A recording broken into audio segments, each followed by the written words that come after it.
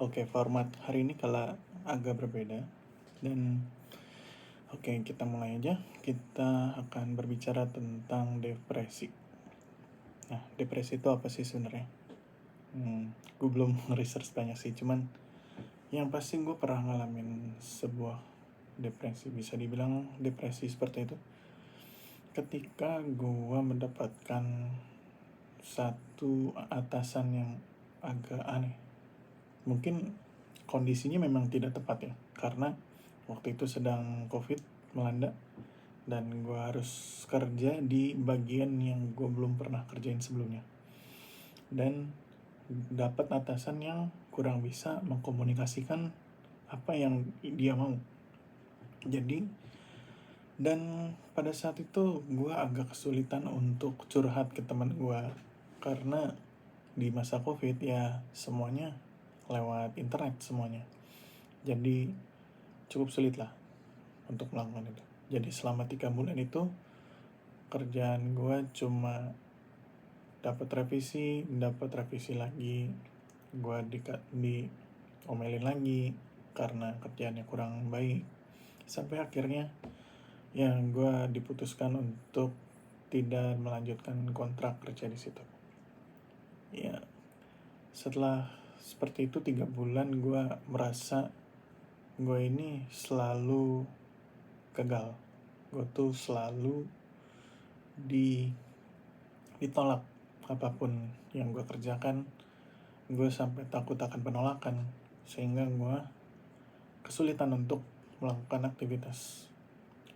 Dan salah satu kenapa gue bisa bilang ini adalah depresi, karena salah satu ciri depresi adalah kehilangan perasaan. Jadi kalau bahasa Inggrisnya dibilang emotional numbness. Jadi ketika lu tidak lagi merasakan emosi, yaitu kesenangan, kesedihan, ataupun ya, emotional numbness itu terjadi sekitar beberapa bulan setelah kejadian gue dikeluarkan itu.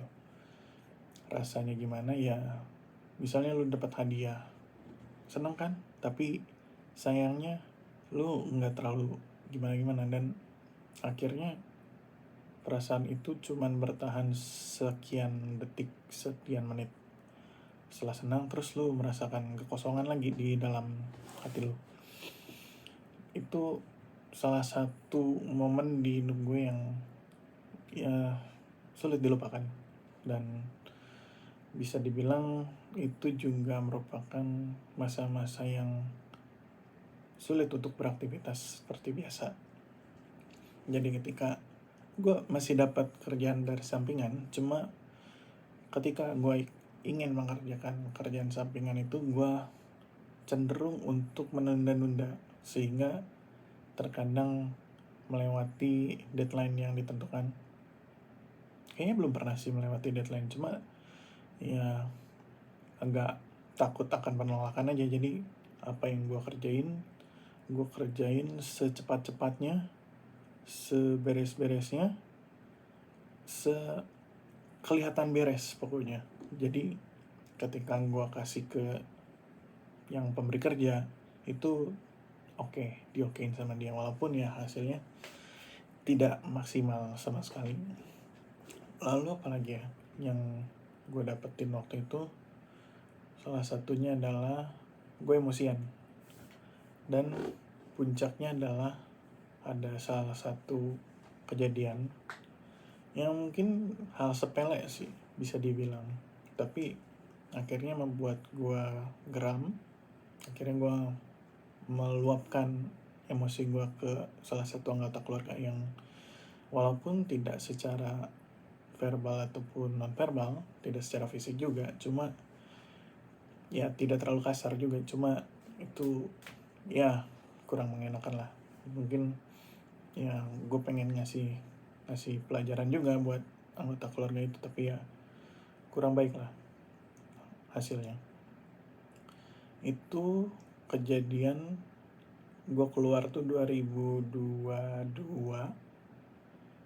dan gue mengalami itu titik sampai di sekitar 2024 pertengahan. Karena di situ ada sebuah acara yang diadakan untuk antaragama. Jadi ada acara untuk mengumpulkan pemuda-pemuda lintas agama, lintas gender, dan lintas disabilitas yang membuat gua tertarik untuk ikut. Nah, gua menjadi perwakilan agama Buddha waktu itu, dan gua bertemu banyak sekali teman-teman dari agama lain, bahkan dari gender lain selain laki-laki dan perempuan. Dan gue merasa di situ gue dianggap, dan gue tidak dianggap sebagai seseorang yang gagal. Gue dianggap sebagai apa ini gue, seorang penganut Buddhis, seorang pemuda yang menganut Buddhis, tidak lagi dilihat sebagai sesosok kegagalan seperti yang gue sering bayangkan. Dan salah satu penyebab gue bisa depresi juga karena gue memang punya ambisi yang kuat untuk menjadi seorang pemimpin. Dan kenapa gue punya ambisi seperti itu? Karena gue pengen banget punya skill seperti ini, storytelling, terus public speaking, berbicara di depan umum. Gue pengen punya skill seperti itu yang benar-benar kuat. Yang ini juga bisa ditarik kembali ke ketika gue awal masuk kuliah, dimana gue melihat pada waktu aspek itu ada banyak sekali sosok yang memiliki kemampuan orasi yang sangat baik ketika gue melaksanakan ospek. Dan di situ gue tergugah hatinya, siapa sih yang bisa untuk berbicara di halayak ramai, berorasi sepowerful itu. Gue pengen banget. Dan ternyata mereka dipilih sebagai ketua himpunan. Dan di situ gue langsung, wah, gue harus jadi ketua nih, ketua apapun. Meskipun pada perjalanannya gue melupakan suatu hal, yaitu menjadi ketua itu hanya bisa melewati pemilihan. Kebetulan seperti itu ya. Jadi belum ada penunjukan, belum ada orang dalam waktu itu. Jadi bagaimanapun caranya, lu gak akan bisa jadi seorang ketua apabila lu nggak membawa orang-orang di sekitar lu atau orang-orang di organisasi itu untuk bergerak bareng untuk punya satu visi sama lu. Jadi gue kesulitan untuk membangun sebuah visi agar gue bisa akhirnya dipilih, karena ya itu tadi, gue cuman punya gue punya ego bahwa gue tuh bisa memimpin karena gue tuh pengen orasi aja. Sesimpel itu. Gue cuman pengen orasi, dan pada akhirnya gue kesulitan menentukan ide agar gue bisa dipilih. Kurang lebih seperti itu. Kalau kalian nggak nangkep, coba ulangi lagi bagian-bagian ini. Jadi gue punya ego bahwa gue pengen jadi ketua, karena dengan jadi ketua gue bisa banyak ngomong, banyak latihan public speaking, dan akhirnya gue bisa orasi di depan umum, terlihat keren, terlihat gagah. Dan itu dipatahkan ketika gue membuat kerjaan aja gagal gitu. Dan mulai bangkit lagi ketika ada acara antaragama itu, dimana gue diterima sebagai apa adanya gue, dan dengan latar belakang gue yang sebagai pemuda Buddhis. Tidak lagi gue dilihat karena gue pengen mimpin, gue pengen ini. Semuanya punya suara. Tidak perlu lu sebagai pemimpin, lu bisa bersuara gitu. Lu bisa melatih public speaking, lu dilatih gaya bicara, dan bahkan titik baliknya itu, gue berani sampai stand up comedy di tempat itu. Bayangin, kan banyak yang bilang ya bahwa stand up comedy itu adalah bentuk public speaking paling sulit. Dan gue melakukan itu walaupun banyak bantuan ya, seperti teman anggota gue ketawa sepanjang gue stand up. Jadi kadang-kadang orang gak ngetawain bahan gue, karena bahan gue punchline-nya gue akui agak kurang. Yang mereka ketawain adalah temen gue yang ada di depan ini, yang mana cukup aneh juga, dimana gue bisa sepecah itu ya, walaupun dibantu di stand up pertama gue.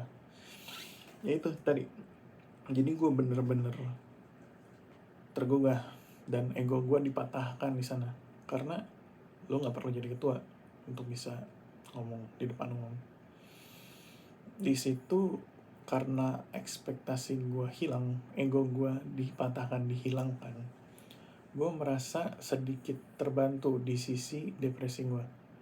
Dan di saat itu juga gue menyadari bahwa gak ada yang namanya introvert dan extrovert. Mungkin ini bisa jadi kontroversi, tapi menurut gue semuanya itu merupakan pilihan. Jadi gue setelah itu gue selalu ketemu sama orang seminggu setidaknya sekali, walaupun di berbagai tes gue dibilang sebagai introvert, yang bahkan itu dimulai ketika gue awal kuliah. Ketika gue gagal menjadi salah satu ketua di organisasi, gue langsung introvert. Ya, mungkin awal depresi gue dari situ ya. Dan sekarang gue belum tes lagi, kemungkinan masih introvert, cuman sudah mulai di tengah. Jadi gue bisa menjadi introvert, bisa menjadi extrovert. Intinya adalah gue bisa berkomunikasi sama orang sekarang. Gue bisa nimbrung ke percakapan random. Gue gak takut lagi ketemu orang-orang baru. Jadi gue punya banyak relasi sejak itu. Akhirnya pun gue punya kesempatan yang sangat banyak untuk bisa melakukan public speaking, melakukan seperti ini, berbicara. Dan kalau dipikir-pikir lagi, sebenarnya cukup dengan bikin YouTube gak sih? Lu bisa latihan public speaking, walaupun kadang-kadang lu gak dapat view, lu cuman dapat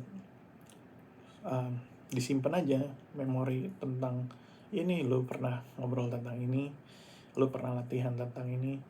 Ya walaupun ini topik yang agak berat kalau dibawa ke latihan ya. Ya gak apa-apa lah. Tapi intinya gue udah mulai bisa mengatasi apa yang dinamakan depresi, karena gue berhasil mematahkan ego, mematahkan logika yang bahwa lu harus jadi ketua kalau lu mau banyak didengar orang. Intinya itu, gue jadi tidak lagi perlu untuk menjadi ketua agar gue bisa didengarkan orang banyak. Dan itu melegakan, benar-benar plong ketika itu. Dan hasil akhirnya belum kelihatan sepenuhnya sih. Mungkin gue masih menyimpan beberapa, tapi gue merasa bahwa ketika gue kehilangan depresi gue sudah kurang lebih mendingan daripada beberapa tahun sebelumnya. Apa yang terjadi adalah gue bisa enjoy kehidupan gue. Terdengar aneh mungkin ya, tapi gue mulai melihat apa yang gue punya itu sebagai apa adanya. Tidak lagi berekspektasi bahwa misalnya ini HP gue gak boleh rusak sebelum gue punya duit lagi. Kalau gue rusak, gue bakal depresi, gue bakal kesel. Dan gue udah gak punya lagi ekspektasi berlebihan seperti itu. Ketika gue mencalonkan diri lagi menjadi ketua organisasi, gue tidak lagi merasa sedih atau merasa terkalahkan gitu, merasa beremosi gitu setelah gue kalah. Gue merasa biasa aja, karena kebetulan seminggu setelah acara itu gue ikut pemilihan ketua yang mungkin ceritanya agak aneh ya, tapi ketika itu gue masih di masa depresi ketika sounding atau menggaungkan nama-nama calon ketua beberapa bulan sebelumnya. Dan gue masih di masa inilah, otak gue masih ada di dalam kabut. Jadi lu bisa bayangin kalau orang depresi itu di otaknya ada kabut yang membuat lu sangat kesulitan untuk menentukan Itu bagi gue ya, nggak tahu kalau yang lain. Tapi yang gue rasakan, gue sangat kesulitan untuk menentukan suatu hal. Dan ketika itu ada salah satu orang di organisasi yang memang punya hubungan erat dengan organisasi di atasnya. Dia bertanya-tanya kepada semua orang, siapa sih calon ketua yang baik? Siapa sih calon ketua yang... Dan ini jawaban gue adalah, mungkin sih ini bagus, ini bagus, ini bagus. Nggak langsung general bahwa gue nih bagus nih, gue bisa jadi ketua.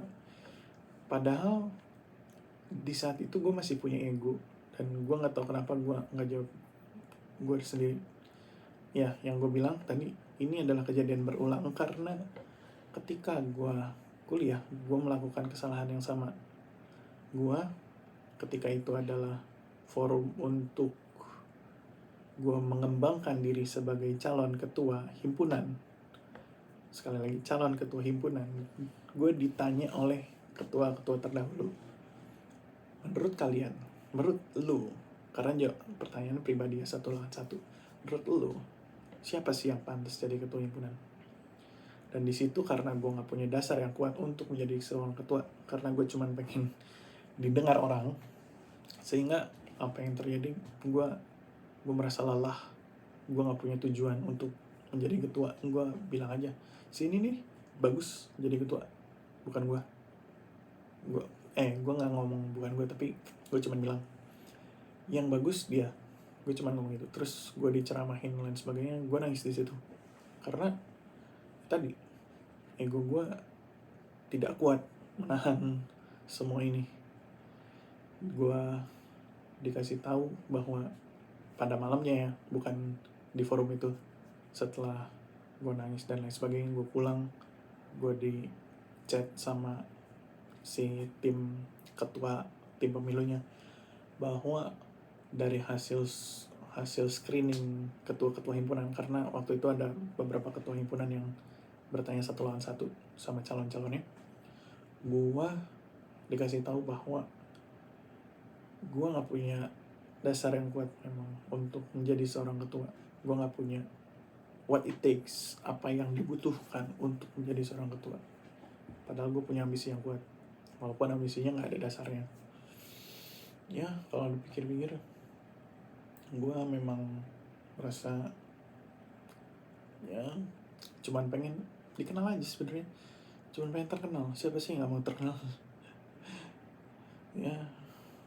ya pada akhirnya gue udah lepas dari itu semua. Gue udah happy sekarang. Gue bisa merasakan kesenangan, gue bisa merasakan kesedihan. Gue bisa dibilang lepas dari depresi karena ya itu tadi, gue berhasil mematahkan ego. Itu aja mungkin, tapi gue pengen ini, gak tahu ya, gak akan ya, gue tahu gak akan ada yang nonton, cuman gue pengen ngasih tahu aja. Jadi kan gue sekolah minggu ya, gue ngajar jadi guru sekolah minggu, dan secara kebetulan yang sangat aneh, mantan atasan yang gak bisa ngomong, gak bisa ngasih tahu bawahannya itu ternyata adalah salah satu orang tua dari murid sekolah minggu gue. Dan gue berusaha sih biar anak ini gak jadi sama kayak bapaknya yang susah komunikasi kadang-kadang. Ya jujur aja, gue diketawain waktu gue memperlihatkan hasil gue yang gak seberapa memang, karena gue pada dasarnya itu divisi baru, jadi agak susah buat gue sebenarnya untuk bikin perform dengan ekspektasi yang diberikan. Dan lagian ya dia nggak bisa bicara, benar-benar susah untuk menyampaikan pendapatnya. Jadi gue masih yakin itu tidak sepenuhnya salah gue, karena yang gue dengar dari perusahaan itu, mereka tidak pernah mengeluarkan seseorang karena tidak punya skill. Pasti mereka akan dilatih sampai skillnya kuat, skillnya mumpuni untuk menyelesaikan sebuah tugas. Jadi itulah secret endingnya. Oke, thank you guys.